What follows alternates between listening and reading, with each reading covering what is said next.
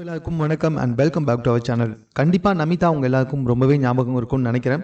தமிழ் சினிமாவில் அவங்கள பார்த்து ரொம்ப வருஷம் ஆயிடுச்சு. பட் இருந்தாலுமே இப்போ மறுபடியும் வந்துட்டு தமிழ் சினிமாவில் நடிக்கிறதுக்கு ரொம்ப ஆர்வமாக வந்துக்கிட்டு இருக்காங்க.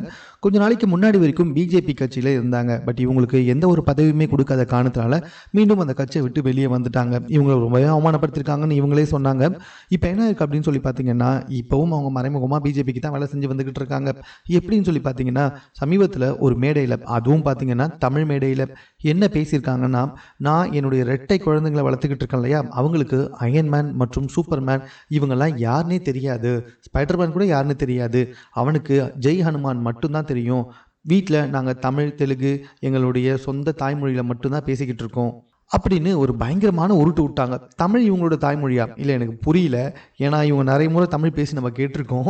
ஸோ பொங்கலுக்கு பொங்கலோ பொங்கல் அப்படின்ற மாதிரி தான் சொல்லியிருப்பாங்க.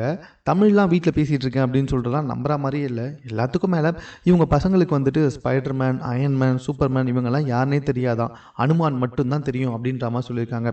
இதை வச்சு தான் தற்போது நம்ம பசங்க சமூக வலைத்தளத்தில் நமிதாவை பயங்கரமாக ட்ரோல் பண்ணி வந்துக்கிட்டு இருக்காங்க.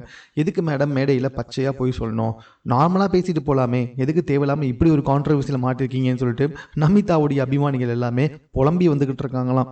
இது சம்பந்தமாக உங்களுடைய கருத்து என்ன அப்படின்றத கமெண்ட்ல தெரியப்படுத்துங்க. மேலும் இது போன்ற செய்திகளை உடனுக்குடன் தெரிந்து கொள்வதற்கு சென்னை சேனலை சப்ஸ்கிரைப் பண்ணுங்க.